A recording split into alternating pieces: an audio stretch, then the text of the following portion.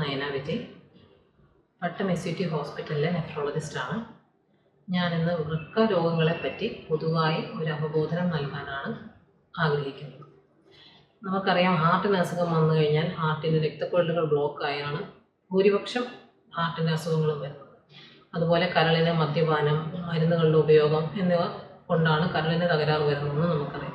പക്ഷേ വൃക്കകൾ തകരാറായാൽ അതിന് ഡയാലിസിസ് വേണം എന്നതിനുപരി അതെന്തുകൊണ്ട് വന്നുവെന്നോ ഡയാലിസിസ് മാത്രമല്ലാതെ ഇതിന് വളരെയധികം മികച്ച ചികിത്സാ രീതികൾ ഉണ്ടെന്നോ പലർക്കും അറിയില്ല.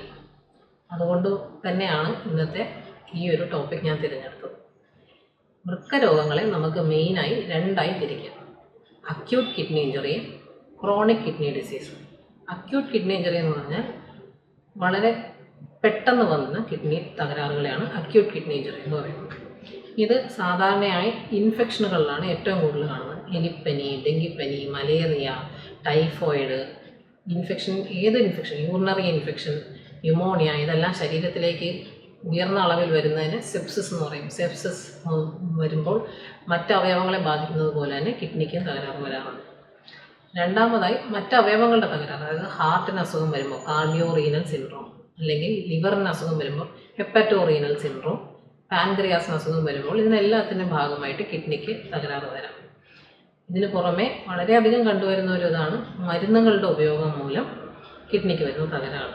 ഇത് പ്രധാനമായി വേദന സംഹാരികൾ, ഓവർ ദ കൗണ്ടർ, അതായത് ഡോക്ടറുടെ പ്രിസ്ക്രിപ്ഷൻ ഇല്ലാതെ മെഡിക്കൽ സ്റ്റോറിൽ നിന്ന് നമ്മൾ വാങ്ങിച്ച് കഴിക്കുന്ന മരുന്നുകളിലാണ് കാണുന്നത്. അതല്ലാതെ പച്ചമരുന്നുകൾ, നാട്ടുമരുന്നുകൾ, ഷുഗർ കുറയ്ക്കാൻ വേണ്ടി ഉപയോഗിക്കുന്ന പൊടികൾ, ജ്യൂസുകൾ എന്നിവയിലെല്ലാം ഈ കിഡ്നിക്ക് തകരാറ് വരാനുള്ള വസ്തുക്കൾ അടങ്ങിയിരിക്കും. അപ്പോൾ ഈ പറയുന്ന തകരാറുകളെല്ലാം കിഡ്നിയിൽ വന്നു കഴിഞ്ഞാൽ വളരെ പെട്ടെന്ന് പേഷ്യൻറ്റിന് ബുദ്ധിമുട്ട് വരികയും പലപ്പോഴും ക്രിയാറ്റിൻ്റെ പോലുള്ള ടോക്സിനുകളുടെ അളവ് വളരെയധികം ഹൈ ആവുകയും ചെയ്യും. എന്നിരുന്നാലും ഈ അസുഖങ്ങൾ നമ്മൾ കൃത്യമായി ചികിത്സിച്ച് കഴിഞ്ഞാൽ പലപ്പോഴും ഇത് പൂർണ്ണമായും ഭേദമാക്കി ഒരു മരുന്നിൻ്റെ പോലും സഹായമില്ലാതെ നോർമലിലേക്ക് കൊണ്ടുവരാൻ സാധിക്കും. നമ്മളുടെ OP-യിൽ തന്നെ 15 വരെ ക്രിയാറ്റിനൊക്കെ പോയിട്ടുള്ളവരൊക്കെ ഇപ്പോൾ 0.9, 3 മുതലായ ക്രിയാറ്റിൻ വാല്യൂവിലും മൂത്രവും എല്ലാം നല്ലോണം പോയി വരുന്നുണ്ട്. ഇതിൽ നിന്നും തികച്ചും വ്യത്യസ്തമാണ് ക്രോണിക് കിഡ്നി ഡിസീസസ്. അതായത് കാലക്രമേണ വന്നു വരുന്ന കിഡ്നിയുടെ തകരാറുകളാണ് ക്രോണിക് കിഡ്നി ഡിസീസ്. ഇതിൽ പ്രധാനമായിട്ടും വരുന്നത് പ്രമേഹം മൂലമുള്ള കിഡ്നി ഡാമേജുകളാണ്.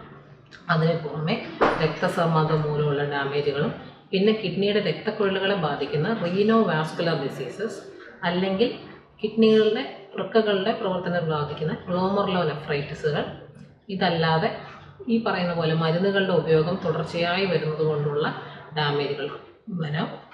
അത് പുറമെ ഇൻഫെക്ഷനുകൾ അല്ലെങ്കിൽ ബ്ലോക്ക്, കല്ല് വന്നുള്ള ബ്ലോക്കുകൾ മൂലമുള്ള ഡാമേജുകളാണ് ക്രോണിക് കിഡ്നി ഡിസീസ്.